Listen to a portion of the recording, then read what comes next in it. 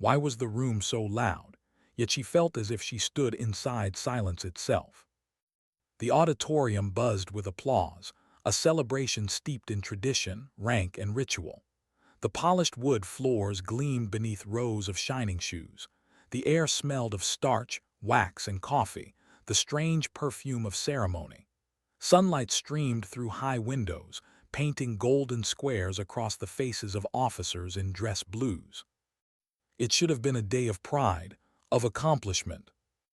But for her, standing quietly against the far wall, it felt like exile. She had no program in her hands, no coffee cup, no rank stitched to her fatigues. She was a ghost inside a room built for theater. Others carried themselves with puffed chests and ceremonial smiles. She carried only her stillness, a stillness so complete, so practiced, that it unsettled anyone who dared to notice. And one man noticed. Captain Marcus Thorne. The ceremony was his. His father, a retired colonel, had pinned the silver bars to his shoulders moments ago. His wife beamed at his side. He stood in the spotlight, basking in the applause, a man convinced that the future had bent to his ambition. But then his gaze fell upon her.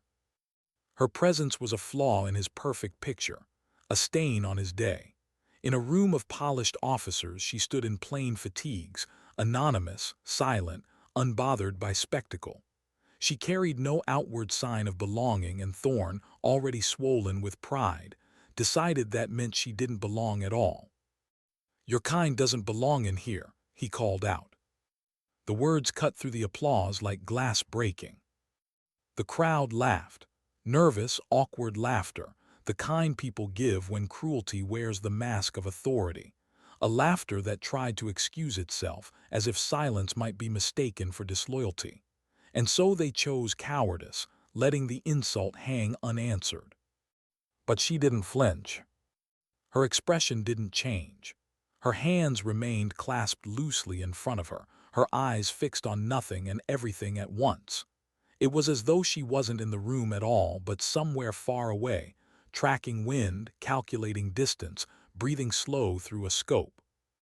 General Wallace, seated on the stage, felt the weight of recognition crawl through him. He had seen this kind of posture once before, in a desert whose name was classified, in a moment no one spoke of in public. The stillness before the impossible, the silence that came right before history bent. He knew her, not by name, but by presence. And he knew Thorne was about to make the mistake of his life.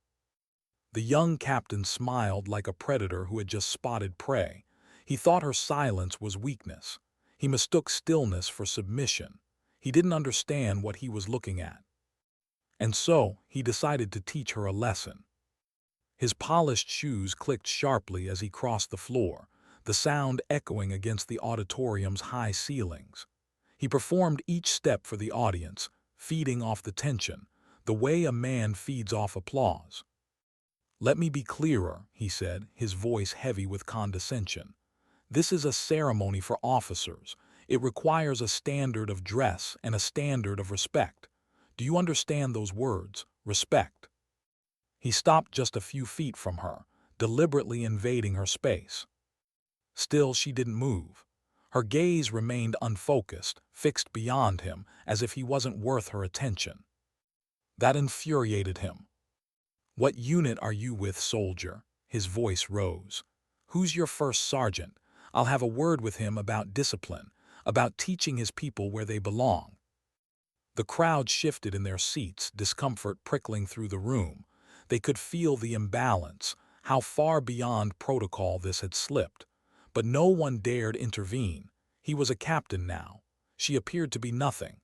To challenge him would mean risking your own position. So they watched, silent, complicit. "I asked you a question." He leaned closer, his voice dropping to a hiss. His breath touched her cheek, his anger a storm crashing against her silence. "Are you deaf, or just stupid?" He saw something flicker in her eyes. He mistook it for fear. It was calculation. She read him the way she might read a shifting wind. The tightening of his jaw, the angle of his shoulders, the faint coiling of intent. She didn't just see him, she decoded him. And then, in frustration, he made his mistake. His hand came up, not in a full strike, he wouldn't dare, not in front of witnesses. No, his intention was smaller, pettier, a jab to her shoulder, a grab at her arm, something physical to break her composure, something to prove to himself and to everyone watching that he still held control. For a fraction of a second, the world seemed to hold its breath. And then she moved. It was not reaction, it was interception. Her left hand rose with impossible calm. Open, soft fingers together, it met his wrist as if greeting it. No clash, no struggle, just a pivot, a redirection. She didn't stop his force. She accepted it, bent it, owned it. Her body shifted a single inch, just one, enough to make his lunge collapse into empty air. His strength betrayed him. His momentum carried him forward into nothingness. And then her right hand brushed his triceps, light, almost kind. A gentle nudge, not a strike, a suggestion. That was all it took. His body tumbled forward, graceless, collapsing under the betrayal of his own arrogance. He hit the floor in a series of undignified thuds, ending on one knee, one hand, gasping for air he hadn't realized he lost. The entire movement had lasted less than a second. And then came silence. Not the awkward silence of moments before, not the laughter-choked silence of bystanders pretending nothing had happened. This silence was heavier, profound. The silence of shock, of minds trying to catch up to what their eyes had seen. The newly minted captain was on the ground. The unassuming woman remained exactly where she had stood, her expression unchanged, her hands clasped once more at her waist. She hadn't even taken a full step. General Wallace rose from his chair, slowly, deliberately. The spell was breaking, but no one dared move. The weight in the air was too thick, the balance of power too violently reversed. Wallace descended from the stage. He didn't look at Captain Thorne. The man might as well have disappeared. He was no longer relevant. Wallace's eyes were fixed only on her, the woman in sterile fatigues, the ghost who had just shattered the illusion of hierarchy with one quiet gesture. He stopped 2 feet in front of her. And then he saluted. The entire room froze. A 4-star general does not salute down the chain, not in public, not like this. But his arm was rigid, his posture absolute, his eyes steady with the weight of truth. It wasn't just a salute, it was apology, recognition, reverence. Her response was small, a single nod, nothing more. But it was enough. And the auditorium, this monument to tradition and hierarchy, shifted forever in that moment. The general's voice broke the silence, low and cold. He didn't speak to her, he spoke to Thorne. In your haste to display authority, you've committed an error of magnitude beyond your comprehension. You tried to humiliate a soldier, but you didn't just choose poorly, you chose impossibly wrong. The room braced. General Wallace turned to his aide.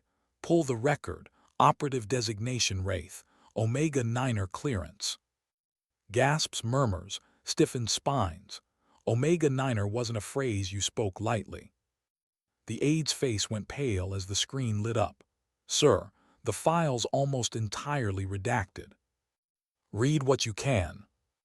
The aide's voice trembled as he listed words that sounded more like myth than fact. Distinguished Service Cross, Silver Star, Bronze Star with Valor, Purple Hearts too many to count, and a final designation whispered more than spoken, Command Sergeant Major of the activity. The most secretive, most elite unit in existence. The general's words were final. They carved themselves into the marrow of every person present. She doesn't just outrank you, Captain. She outranks everyone in this room. Silence, then realization, then the kind of awe that transforms into legend. And in the corner of that vast auditorium, the woman remained still, silent, watching. Not demanding respect, not asking for recognition. Simply being. And in that being, she changed everything. How quickly does a room change when certainty dies? Just moments ago, the air had been thick with applause, the hum of pride, the glow of ceremony. Now it felt like a battlefield after the last round has been fired, silent, disoriented, waiting for someone to explain what had just happened. Captain Marcus Thorne knelt on the polished floor, his uniform wrinkled, his pride shattered, his career already dissolving before his eyes. His father sat frozen in the front row, disbelief hardening into shame. The newly pinned silver bars on Thorne's shoulder gleamed under the harsh light, their shine mocking him now, a cruel reminder of the authority he had so recklessly abused. All around, officers and enlisted alike tried to comprehend the impossible. Rank had been broken, order inverted. They had seen a general salute down, seen arrogance dismantled in silence, seen power defined not by metal on a collar but by competence etched into the marrow of one woman's being. She still hadn't spoken. Not a word, not even a whisper. Her silence was more devastating than any reprimand could have been. It was the silence of someone who didn't need to prove anything, because she had already proven everything. General Wallace broke the spell, his voice carrying the weight of judgment. "Captain Thorne," he said coldly, "in this room you thought yourself the center of gravity. You thought rank insulated you. But you've just learned the lesson too many never do. Rank is a shadow. Competence is reality." The general's aide, still pale, clutched his data pad. The list of commendations and shadowed service records had stunned even him. Whispered names of forgotten operations, campaigns that never made it into history books, legends that circulated in mess halls but were never confirmed. Now they had a face, a presence, the ghost of the auditorium. Thorne staggered to his feet, his face a storm of rage and humiliation. He looked at her again, not as an enlisted soldier, not as a target for contempt, but as something he could barely comprehend. A force of nature disguised in fatigues. His lips trembled with words he couldn't form. The arrogance that had sustained him was gone, collapsed under the unbearable truth. And still she didn't look at him. She hadn't acknowledged his existence from the beginning, and she wouldn't start now. For her, he wasn't an enemy. He wasn't even an obstacle. He was nothing. The general turned, his eyes scanning the audience. "Every one of you witnessed this. Every one of you saw the arrogance of rank collide with the reality of earned authority. Remember this moment. Remember her. And remember that your position does not make you untouchable. Respect must be earned." The words settled like stone. The ceremony limped to a close, the applause scattered, embarrassed. No one could celebrate now. The silver bars on Thorne's shoulders felt more like shackles than honors. He stood, hollow, ignored, while the quiet woman faded back into the stillness of the room as though she had never been there at all. But she had. And the story would not remain in that room. It began immediately. A murmur, a whisper, a retelling. The audio technician in the back sent a message to a friend in communications. A lieutenant whispered to his roommate before the day was over. A supply clerk mentioned it to a crew chief, who passed it along to pilots on the flight line. By nightfall, the story had already traveled across the base. By morning, it had spread across continents. Germany, Japan, Kuwait. Soldiers woke up to encrypted texts. "You won't believe what just happened at HQ." The story changed with each telling, as stories always do, but the heart remained the same. An arrogant officer, a silent woman, a moment of impossible skill, a general's salute. The ghost of the auditorium. In enlisted barracks, the story was retold like a campfire legend. Young privates laughed in awe, older sergeants nodded knowingly. They had all known officers like Thorne, men who believed their collar brass was a weapon. And now they had a myth, a reminder that arrogance had a cost. For the NCO Corps, the tale carried pride. Finally, one of their own, hidden and unacknowledged, had revealed the truth in front of everyone. A truth they had always lived by, That respect is not commanded, it is earned. And for the officers, the story spread with unease. Whispers carried a sharp edge. If she was who the general claimed, then what did that mean about them? About the fragility of their authority. It unsettled them because it meant their uniforms were thinner armor than they imagined. Meanwhile, Thorne was drowning. He sat alone in his quarters that night, the silver bars still pinned to his dress uniform on the chair across from him. They no longer looked like victory. They looked like accusation. His mind replayed the moment over and over, the silent intercept, the humiliating fall, the look in her eyes that wasn't even contempt. It was worse, it was indifference. He realized she had never seen him as a threat, not once, not even for a heartbeat. Sleep did not come. His career, once certain, now felt like ash. He thought of his father's face in the crowd, the shame written into every wrinkle. He thought of the whispers already spreading across the base. He thought of how every salute from now on would carry a question behind it. Wasn't he the one? The one who was dropped in front of everyone. The truth was unavoidable. He was finished. But she was only beginning. The next morning, while rumors still burned across the base, Command Sergeant Major Vance stood at the rifle range. Not as a legend, not as a myth, but as a mentor. A 19-year-old private was failing qualification. Her hands shook, her breathing erratic. Every shot was wide, scattering across the paper like a child's mistake. A drill sergeant screamed at her, each word cracking like a whip, each shout breaking her confidence further. Vance stepped forward. She didn't shout, she didn't correct, she didn't scold. She placed a hand on the drill sergeant's shoulder. He turned, ready to lash out, but when he saw her face, everything in him changed. The anger drained. The fire turned to awe. He stepped back without a word. Vance knelt beside the trembling private. Her voice was calm, soft. "Breathe," she murmured. "Forget the noise, forget the target, just breathe." Her hands moved gently, adjusting grip, calming tension. "Let half the breath out, squeeze on the space between heartbeats. Don't pull, let the shot surprise you." The girl followed, one deep breath, one squeeze. The rifle cracked and a hole appeared dead center on the bullseye. Her eyes widened. She turned to Vance, gratitude and shock brimming. And Vance only nodded. No praise, no celebration, just a calm presence, a whisper of competence. Because for her it wasn't about legends. It wasn't about humiliating arrogance. It was about this: passing on skill, passing on calm, passing on strength. This was her true mission.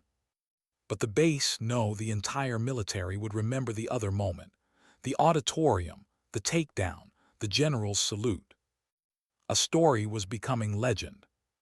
And Marcus Thorne, he was already fading into its shadow. How fast does a story become legend? Not days, not weeks, hours. By the time dawn broke the morning after the promotion ceremony, the story had already mutated into folklore. Pilots waiting for pre-flight checks whispered it over headsets.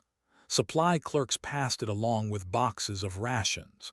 Even airmen across the ocean woke to messages that simply read, "You won't believe what happened to the new captain at HQ." The tale grew with each telling.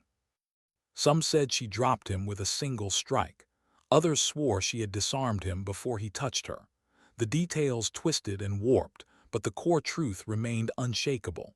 A captain had tried to put his hands on a woman in fatigues, and she had folded him to the ground in less than a breath. And a general, one of the most powerful men in uniform, had saluted her in front of everyone. That was the version that spread. That was the version soldiers clung to. And in smoke pits and barracks across the base, the enlisted finally felt something they hadn't in a long time: justice. For years, many had endured Thorne's contempt. He had built his career not on service but on spectacle, always looking down, always reminding others where he believed they stood. To watch him collapse before silence, to see his arrogance dismantled in front of his father, his wife, and every officer in the room, felt like balance restored. They gave her a name, the ghost of the auditorium. Because she hadn't spoken, because she hadn't needed to. In the NCO clubs, men with faces carved by decades of service sat with their beers untouched, speaking in low voices about the way she moved. A former Ranger instructor shook his head, still replaying it. Her base was perfect. Zero waste. That's not training you get in the regular army. That's thousands of hours. Tier 1. No doubt in my mind. Every retelling carried reverence. She had become both a warning and a promise. A warning to officers swollen with pride. A promise to enlisted that skill mattered more than shine. But for Vance, none of that mattered. She hadn't sought the moment. She hadn't wanted the legend. For her, it was already over, the way a soldier files away another completed task. At sunrise, while whispers spread like wildfire, she was back on the rifle range, standing behind another trembling private, passing on what mattered: patience, control, breath. Her legend grew louder as her voice remained quiet. And Thorne's silence was different. It was the silence of a man drowning. He sat in his quarters, blinds drawn, unable to face the sunlight. His father hadn't spoken to him since the ceremony. His wife's eyes had gone cold. His phone buzzed with messages he couldn't bring himself to open. He knew what they would say. He knew the story was everywhere, beyond his control, beyond repair. Everywhere he went on base, conversations died when he entered. People turned their eyes. Salutes felt hollow. Even those below him now carried a glint in their gaze he couldn't stand to meet: pity.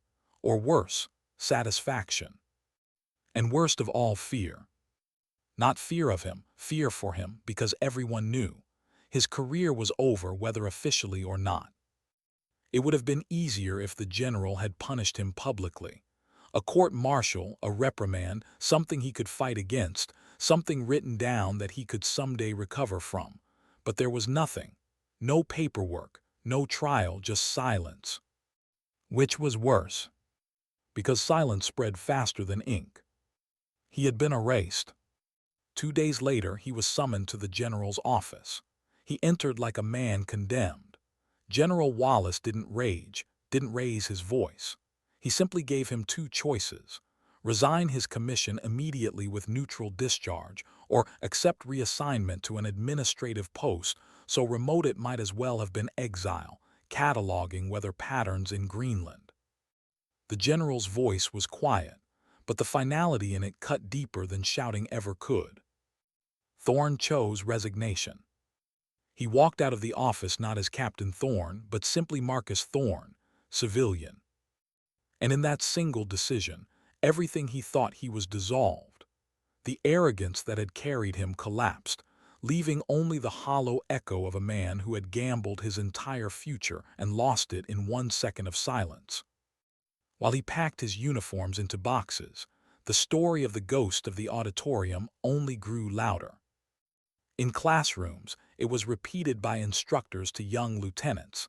Never assume you're the most dangerous person in the room, because you're almost never the most dangerous person in the room.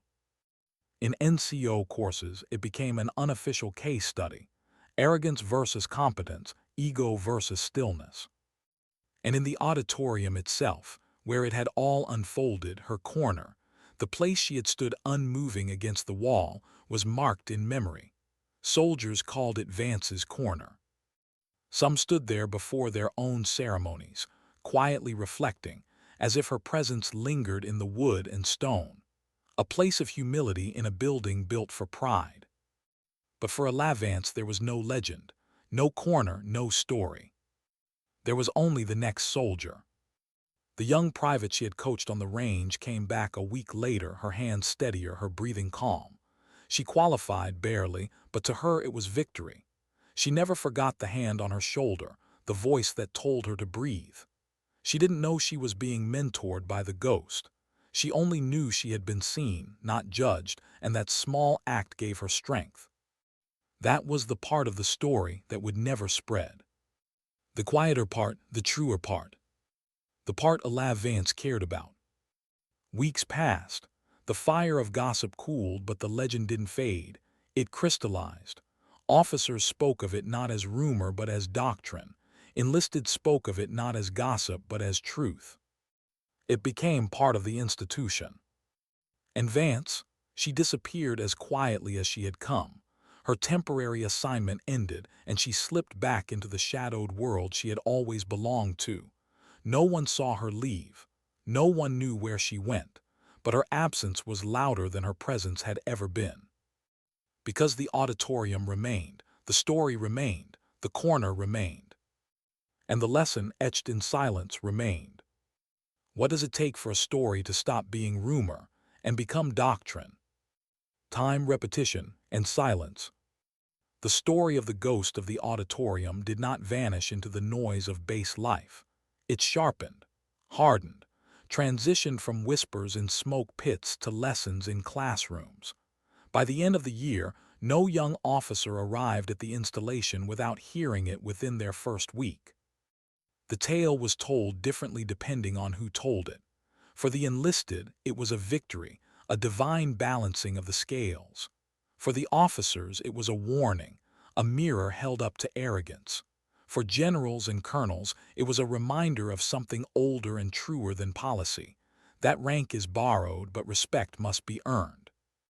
And yet, in every version of the story, one detail never changed. The silence. She hadn't spoken, she hadn't shouted, she hadn't needed to. Her composure had been louder than any voice could be. Her stillness had been the verdict. That silence became the moral. In barracks, they would point to her corner of the auditorium, the place where she had stood unmoving, waiting, calculating, and call it Vance's corner. No sign marked it, no plaque, no official recognition, but every soldier who passed through that space knew its weight. They stood there before ceremonies, some in nervous reflection, some in reverence. It became a private ritual, to pause where she had paused, to remind themselves of humility before stepping into a world that demanded pride. General Wallace watched this transformation with quiet satisfaction. He never named her in speeches, never put her story in reports. He didn't need to. The legend carried itself, woven into the daily rhythm of the base. It became institutional memory, preserved in the way soldiers spoke, the way lieutenants hesitated before barking orders, the way senior NCOs carried themselves with a little more pride. Wallace knew his own time was running short. After decades in uniform, he was nearing retirement. The weight of years pressed on his shoulders, but he wanted one thing before he left: to leave the institution better than he found it. Not by new policies or grand strategies, but by embedding truths that outlasted him. And the ghost had given him one. On his final day in command, he stood once again on the auditorium stage. The same polished floor, the same sunlight through tall windows, the same walls that had witnessed arrogance collapse and silence rise. The room was full. Officers, enlisted, his staff, the new crop of young lieutenants in the front row, all of them waiting for his farewell. He spoke of his career, of campaigns he could mention and others he could not, of watching soldiers grow into leaders, of the sacrifices that weighed heavier than metals. His voice was steady, his words measured. But near the end he paused. His gaze drifted, not to the flags behind him, not to the ranks before him, but to the back corner of the auditorium. Her corner. The silence stretched long enough for everyone to follow his eyes. "If I can leave you with one final thought," he said, his voice heavy with sincerity, "it is this. Your rank is a tool. It gives you authority to command. But it does not give you respect. Respect is earned in the quiet moments of diligence, in the discipline of duty, in the way you treat those who serve beside you." He looked directly at the young officers in the front row, his eyes hard but not unkind. Never assume you are the most dangerous person in the room. The truth is, you almost never are. That person is likely the one you overlook, the one who does not speak, the one with nothing to prove. Seek out those people, learn from them, because they hold this entire enterprise together. He didn't say her name, he didn't have to. Every person in that room knew the story. Every one of them had heard it. Some had been there. Others had only listened in awe, but all of them understood. His words were not abstract, they were memory. The auditorium fell silent, not with confusion, not with awkwardness, but with reverence. For Wallace, it was the perfect ending. He had passed on what mattered, not medals, not rank, but truth. He stepped down from the stage, his career complete, his legacy secure. And in the back corner the sunlight pooled, as if still waiting for her shadow. But Vance was long gone. She had slipped back into the shadows of the classified world, back into the missions that never made the news, back into the work that required no applause. No one saw her leave. Few even knew she had been there. But she left behind something far more enduring than her presence. A culture changed. It showed itself in small ways. A lieutenant catching himself before snapping at a sergeant. A captain hesitating before assuming ignorance in a private silence. A drill instructor softening his voice when a trembling recruit couldn't steady her hands. Little shifts, imperceptible at first, but over months, over years they grew. Because silence teaches slowly, but it teaches deeply. Meanwhile, Marcus Thorne's life unraveled in contrast. He had resigned quietly, avoiding headlines, but the story clung to him like a second skin. Everywhere he went, he felt eyes on him. Even in civilian clothes, even in civilian life, whispers followed. Wasn't he the one, the captain who was dropped, the one a general saluted over? He moved like a man much older than his years, the swagger gone, his steps heavy. The world hadn't ended, but his world had. He had learned the most brutal lesson, that arrogance collapses in silence, and once it falls, it cannot be rebuilt. The military didn't speak of him again. He became a cautionary tale, erased from rosters but not from memory. His downfall served as the shadow to Vance's quiet rise. The legend, however, grew brighter. Her name circulated in whispers, Vance. For those who had read her redacted file, it was spoken with reverence, almost holy. For those who hadn't, it remained unnecessary. They didn't need a name. The ghost of the auditorium was enough. Her corner remained enough. A quiet, unmarked place where arrogance had been dismantled, where silence had proven stronger than rank, where a general had saluted not a symbol, but a truth. And for years after, young officers entered that auditorium wide-eyed, nervous, unaware. They looked to the back corner and asked, "What happened there?" And someone always answered. Not with dates, not with names, but with the story. The story of a woman who stood still, who spoke nothing, who moved once, and in that single movement taught an entire institution the meaning of respect. A story that no ceremony could erase. A story that had become more than memory. It had become principle. What does it take for a story to stop being rumor and become doctrine? Time, repetition, and silence. The story of the ghost of the auditorium did not vanish into the noise of base life. It sharpened, hardened, transitioned from whispers in smoke pits to lessons in classrooms. By the end of the year, no young officer arrived at the installation without hearing it within their first week. The tale was told differently depending on who told it. For the enlisted, it was a victory, a divine balancing of the scales. For the officers, it was a warning, a mirror held up to arrogance. For generals and colonels, it was a reminder of something older and truer than policy. That rank is borrowed, but respect must be earned. And yet, in every version of the story, one detail never changed. The silence. She hadn't spoken, she hadn't shouted, she hadn't needed to. Her composure had been louder than any voice could be. Her stillness had been the verdict. That silence became the moral. In barracks, they would point to her corner of the auditorium, the place where she had stood unmoving, waiting, calculating, and call it Vance's corner. No sign marked it, no plaque, no official recognition, but every soldier who passed through that space knew its weight. They stood there before ceremonies, some in nervous reflection, some in reverence. It became a private ritual, to pause where she had paused, to remind themselves of humility before stepping into a world that demanded pride. General Wallace watched this transformation with quiet satisfaction. He never named her in speeches, never put her story in reports. He didn't need to. The legend carried itself, woven into the daily rhythm of the base. It became institutional memory, preserved in the way soldiers spoke, the way lieutenants hesitated before barking orders, the way senior NCOs carried themselves with a little more pride. Wallace knew his own time was running short. After decades in uniform, he was nearing retirement. The weight of years pressed on his shoulders, but he wanted one thing before he left: to leave the institution better than he found it. Not by new policies or grand strategies, but by embedding truths that outlasted him. And the ghost had given him one. On his final day in command, he stood once again on the auditorium stage. The same polished floor, the same sunlight through tall windows, the same walls that had witnessed arrogance collapse and silence rise.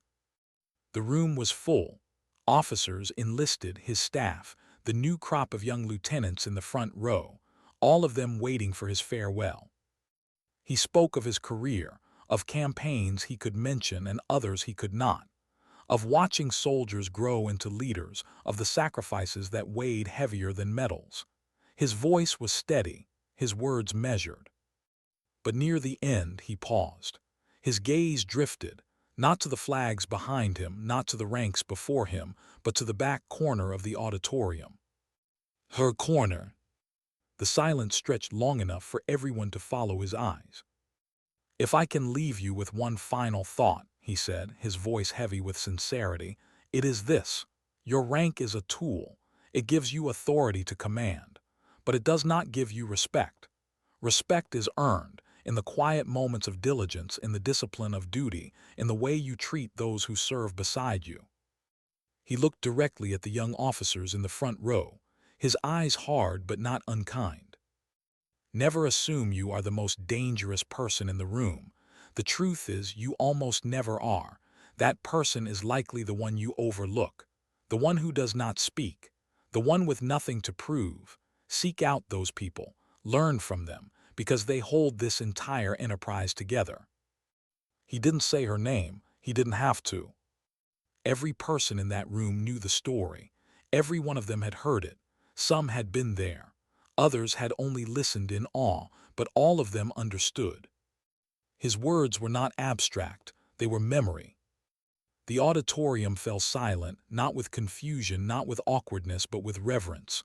For Wallace, it was the perfect ending. He had passed on what mattered, not medals, not rank, but truth. He stepped down from the stage, his career complete, his legacy secure. And in the back corner the sunlight pooled, as if still waiting for her shadow. But Vance was long gone. She had slipped back into the shadows of the classified world, back into the missions that never made the news, back into the work that required no applause. No one saw her leave. Few even knew she had been there. But she left behind something far more enduring than her presence. A culture changed. It showed itself in small ways. A lieutenant catching himself before snapping at a sergeant.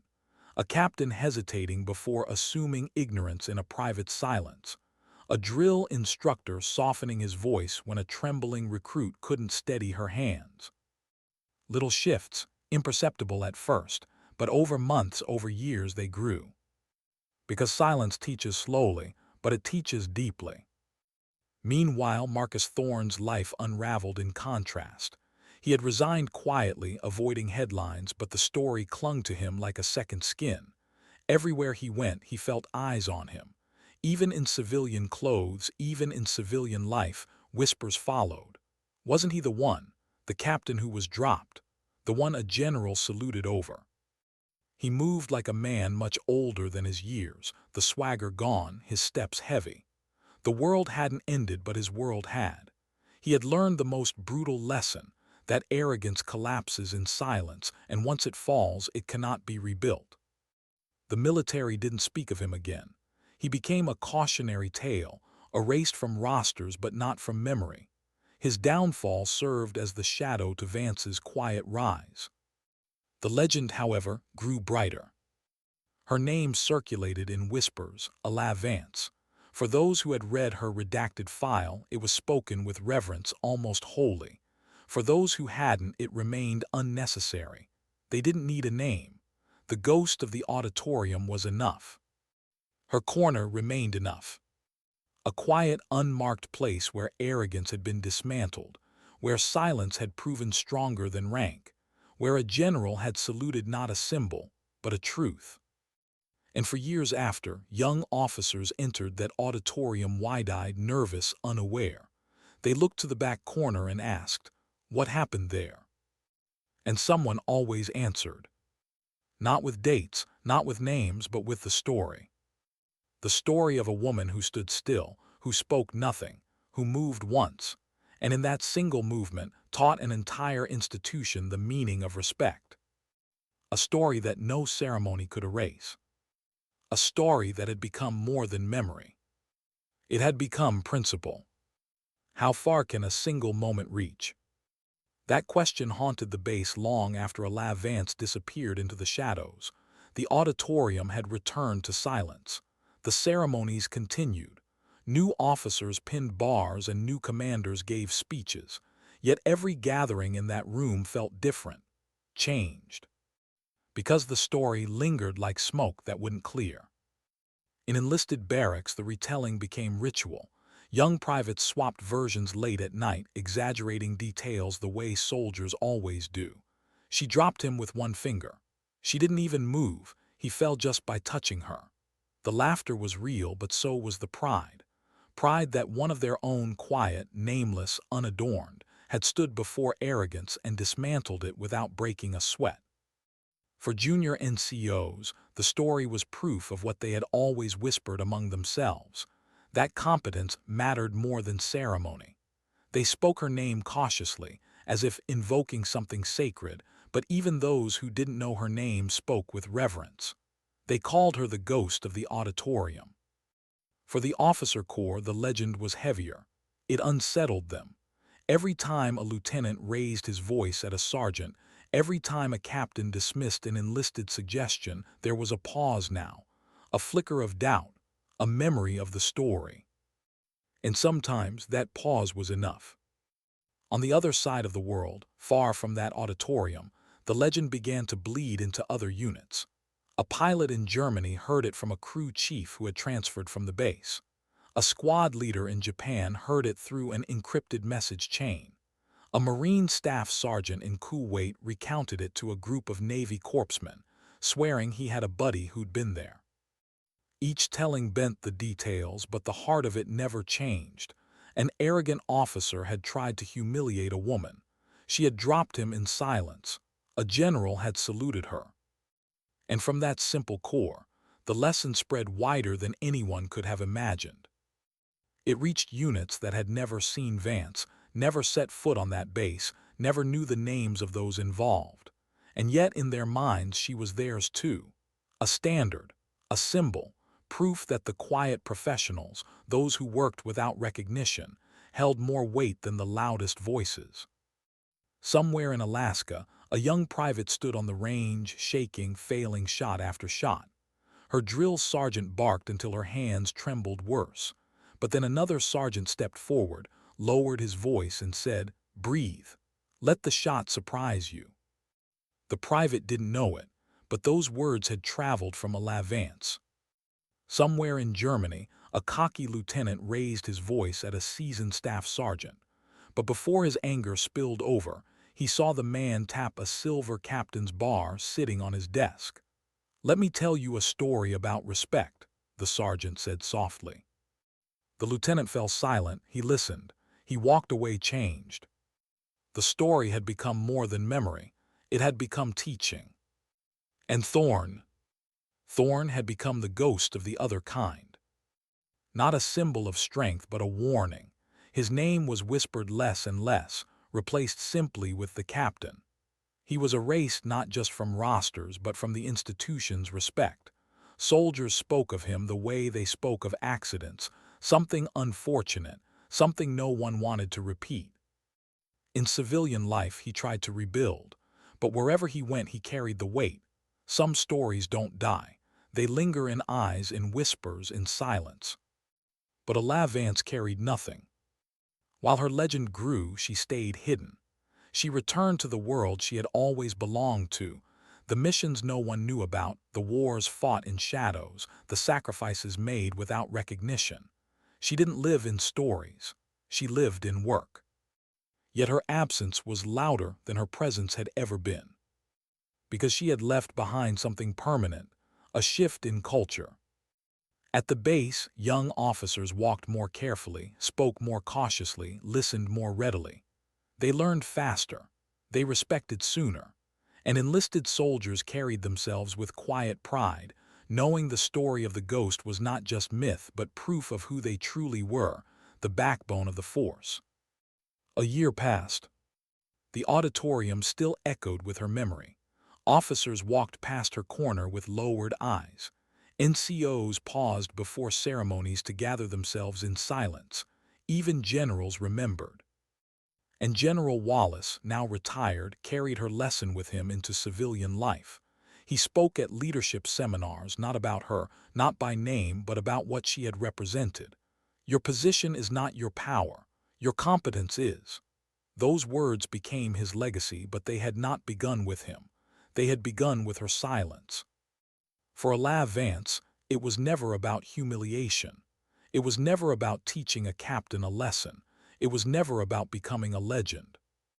It was about this, the trembling hand of a 19-year-old private steadying under her calm, the next soldier carrying forward what she had given, the quiet, unseen thread that wove strength into others without ever needing to be noticed. That was her mission. And though the world remembered her as the ghost of the auditorium, to the one she touched directly, she was simply a mentor, a guide, a presence. The story spread because it carried truth, but the truth was deeper than the story. It was in the way silence spoke louder than arrogance. It was in the way 1 second of stillness became a decade of teaching. It was in the way respect cannot be commanded. It can only be earned. And that truth, carried on the backs of soldiers who never met her, would last far longer than the moment that began it. How can a single moment outlive the one who created it? Not through speeches, not through medals, through people, through the quiet changes that ripple outward, unseen but unstoppable. The ghost of the auditorium was gone. Vance had slipped back into the shadows, leaving no trace but the whispers that followed her. Yet her silence echoed louder with every passing month. It showed itself in the smallest moments. A young private named Ellis stood on the rifle range, his nerves unraveling with every missed shot. The drill sergeant's voice thundered behind him, each word a blow, each shout a reminder that failure meant shame. His hands trembled, his breaths came shallow, his shots went wide. Then another voice cut through. Soft, calm, not loud enough to carry beyond him. Forget the noise, just breathe. It was a staff sergeant, older, quiet, with eyes that carried years of patience. He didn't raise his voice. He adjusted Ellis's stance with steady hands, spoke low and even. Don't pull. Let it surprise you. Ellis listened. He breathed. He squeezed. And when the shot landed center, something unlocked inside him. He didn't know it, but those words weren't the staff sergeant's own. They had traveled, passed hand to hand, from the mouth of Vance to countless others. And now they were his too. Across the base, a young lieutenant named Harris carried himself with swagger. He had read books on leadership. He had studied theory. But when it came to practice, he leaned on volume and authority. His soldiers obeyed him, but their eyes told the truth. They obeyed because they had to, not because they respected him. One day, Harris stepped into the office of an old master gunner, ready to argue over training schedules. The old sergeant didn't meet him with words. He didn't raise his voice. He just reached across the desk and tapped a silver captain's bar, tarnished and scratched, sitting in the middle of otherwise immaculate wood. "Do you know this story?" the sergeant asked. The lieutenant shook his head. So the sergeant told it. Not in dramatic tones, not with exaggeration, just the truth. A captain, arrogance dripping from him. A woman, silent. A second that shattered everything, and a general's salute. The lieutenant listened, and when the story ended, he felt something shift. The next time he addressed his soldiers, his voice was quieter. He asked questions before giving orders. He listened. Respect did not come immediately, but slowly his soldiers began to look at him differently, not because of his rank, but because he was learning to earn what the story had taught him: humility. And somewhere far away, in a place where the military was just a rumor of safety, a civilian contractor told the story to a group of new recruits. They had been nervous, uncertain, worried about whether they belonged. When he finished, one of them whispered, "I want to be like her." The ghost of the auditorium had never met them. She never would, but her silence was already guiding them. Marcus Thorne, meanwhile, found silence of another kind. In civilian life, he walked like a man hollowed out. He applied for jobs, but no interview could erase the weight in his eyes. Employers saw it. Colleagues felt it. He carried the story like an invisible scar, and even those who didn't know it sensed the brokenness underneath. At night he replayed the moment again and again. Her stillness, his fall, the general's words. He hated her, he envied her, he feared her, and he knew deep down that she had given him the one gift he could never repay: the truth. He had lived his career thinking respect could be commanded. That day had shown him otherwise, and he had lost everything learning it.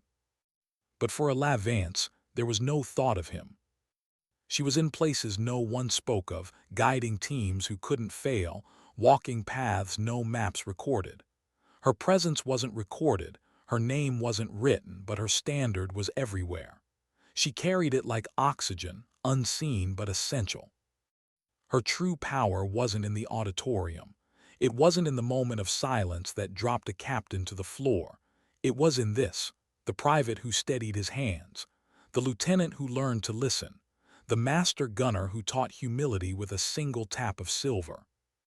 Her silence was multiplying. It became something larger than legend. It became doctrine. Not because it was written into manuals, but because it was written into people, into the way they carried themselves, into the way they paused before judging, the way they lowered their voices, the way they remembered that the quiet ones were often the strongest. The ghost of the auditorium had become more than myth. She had become standard. And in the end, isn't that what every true professional wants? Not glory, not applause, but to leave behind a way of being. A legacy not carved into stone, but carved into people. One whisper at a time. How does a story stop being just a story and become a lesson carved into the bones of an institution? It begins the same way it always does, with whispers. But whispers, when they refuse to die, become truths, and when truths repeat long enough, they become doctrine. The ghost of the auditorium had reached that stage. A year had passed since the promotion ceremony. The base had changed in ways no one had predicted. Officers still pinned their ranks. Ceremonies still filled the air with applause and coffee-scented pride. But beneath the surface, something fundamental had shifted. The enlisted carried themselves differently, straighter, quieter, with the kind of pride that doesn't need announcement. They had proof now, etched into memory, that their competence could bend arrogance, that one of their own, standing silent in fatigues, had outshone a captain and commanded a general's salute. And the officers, those who listened, were changed too. They paused before shouting. They asked questions they once would have dismissed. They learned to hesitate in the presence of silence. The memory of Vance's stillness lived in them as a warning. But it wasn't only on that base. The story had traveled too far to be contained.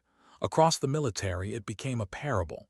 At leadership courses for new lieutenants, instructors told it as a case study. They didn't mention names, but they didn't need to. The officers leaned forward when they heard the details. The arrogant captain, the silent woman, the fall, the salute. It was taught as a lesson in humility. And in NCO academies, the story carried a different weight. It was told not as warning, but as pride. Proof that competence was the backbone of the service. Proof that silence carried more authority than noise. Young sergeants left those classrooms with fire in their eyes, determined to live up to the standard of the ghost. Somewhere in Fort Benning, a classroom fell silent as a senior sergeant read aloud the general's words. She doesn't just outrank you. She outranks everyone in this room. The recruits didn't breathe for a long moment. And when they did, they understood that the story wasn't about arrogance or humiliation.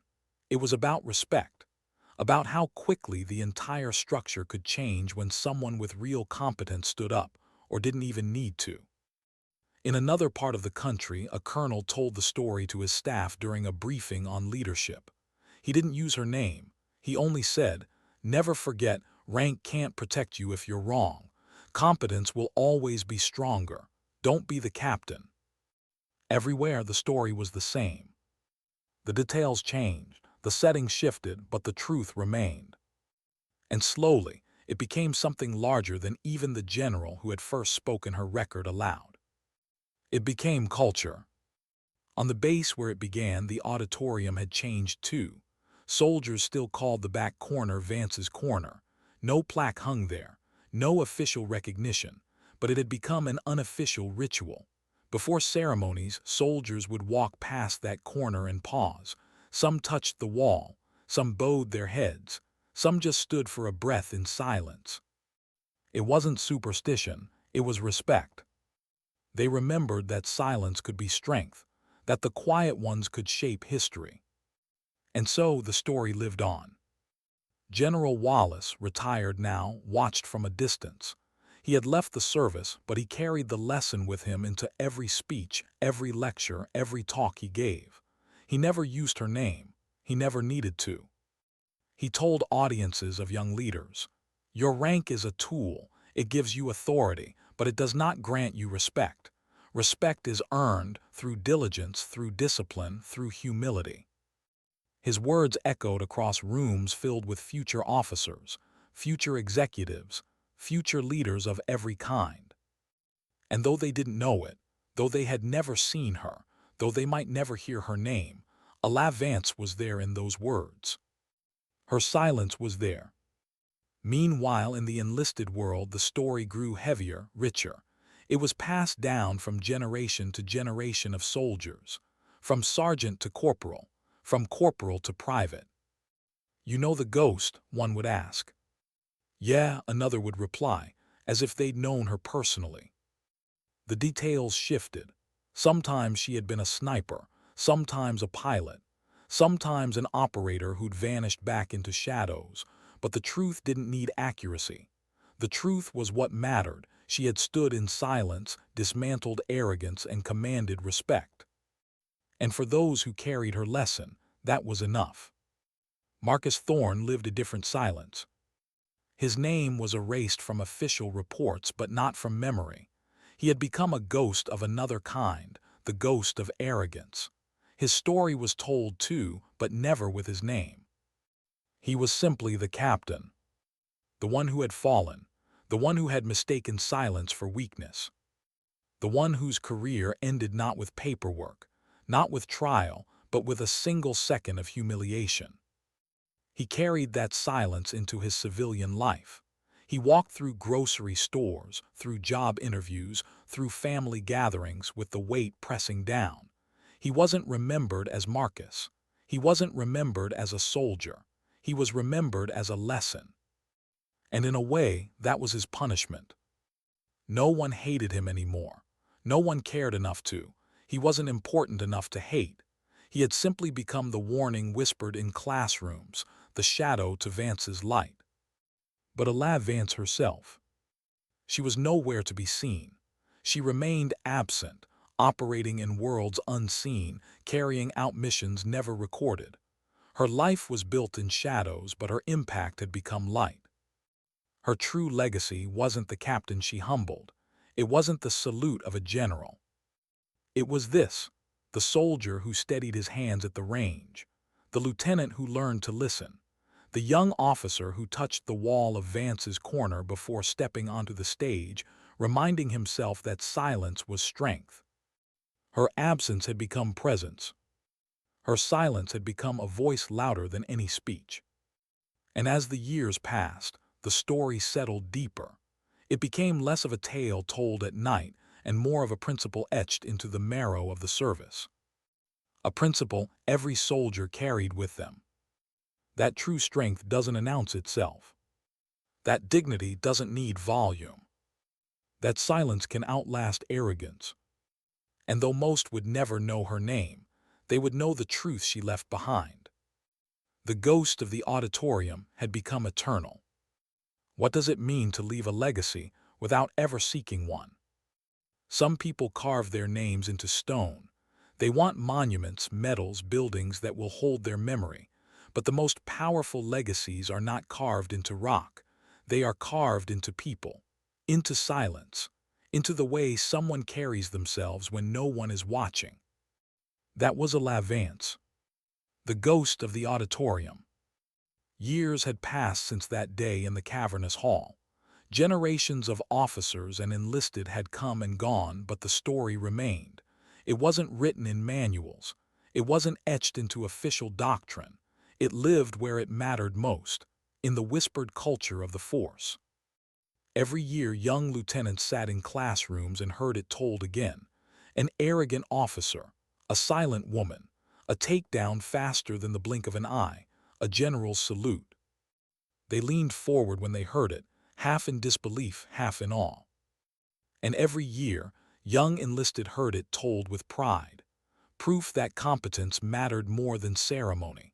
Proof that one of their own had shown the truth in front of everyone. The details changed with time. Some said she was a sniper. Some said she was a pilot. Some swore she had been part of a secret unit. Others insisted she had no unit at all. But no matter how the story bent, the spine of it never broke. Silence had defeated arrogance. Stillness had outlasted noise. And respect had been earned, not demanded. On the base where it all began, the auditorium was still used for ceremonies. New officers still stood on stage. Families still clapped. Coffee still filled the air. But in the back corner, the one soldiers called Vance's corner, the air always seemed heavier. No sign marked it. No official recognition stood there. But every soldier knew. Some paused at the wall before stepping onto the stage, taking a breath. Some touched it for luck. Some simply stood in silence for a heartbeat, remembering. It had become sacred ground, not because of what was written, but because of what was remembered. And that memory, more than any official doctrine, had shaped the culture of the place. General Wallace had retired years ago, but his farewell speech still lived in the minds of those who had heard it. "Your rank is a tool," he had said. "It grants you the authority to command, but it does not grant you respect. Respect is earned. And never assume you are the most dangerous person in the room. The truth is, you almost never are." Those words were repeated so often they became almost scripture. Officers quoted them to each other. Sergeants wrote them on whiteboards during training. Cadets repeated them during study. The general had never said her name. He hadn't needed to. Everyone already knew who those words belonged to. Meanwhile, Marcus Thorne lived in the shadow of silence. His name was gone from the rosters, erased from the institution. He had chosen resignation, but he hadn't escaped. The story followed him into every job interview, every room, every handshake. People who didn't even know his name seemed to sense it, the hollowness, the weight of humiliation carried forever. He became a cautionary tale, the kind people whispered about when arrogance started to show. "Don't be the captain," they said. That was enough. He lived the rest of his life, knowing that his greatest legacy was his failure. But Vance, her legacy was something entirely different. She had left quietly, her assignment complete, fading back into the classified world from which she had briefly emerged. No ceremony marked her departure. No speech announced her name. She vanished as silently as she had appeared. And yet her presence grew. Not in headlines, not in books, but in the way soldiers lived. In the young private who steadied her breath on the rifle range, because a sergeant repeated words that had once been spoken to her. In the lieutenant who chose to listen before he shouted, remembering the story of the ghost. In the master gunner who kept the silver captain's bar on his desk, tapping it when arrogance walked through the door. In the officers who paused at Vance's corner before stepping onto a stage, grounding themselves in humility. Her silence had become their compass. She wasn't remembered for humiliating a captain. She wasn't remembered for what she had done. She was remembered for what she had shown. That true power does not need volume. That dignity does not argue. That competence does not shout. It simply acts. And sometimes that is enough to change everything. The story of the ghost of the auditorium became timeless not because it was dramatic, but because it was true. Soldiers told it not because they needed entertainment, but because they needed reminder. A reminder that in a world built on rank and ceremony, the real foundation was quieter, stronger, harder to see. It was the quiet professional, the one who doesn't need to be noticed, the one who doesn't need applause, the one who stands in silence, waiting, watching, steady. Vance never asked for legacy. She never sought recognition. She had walked away from the spotlight without a second glance. But the auditorium still remembers. The soldiers still remember. The institution still remembers. And in the memory, she lives forever. Because sometimes, the loudest lessons are taught in silence. Sometimes, the deepest respect is earned without a word. And sometimes, dignity doesn't speak. It simply acts.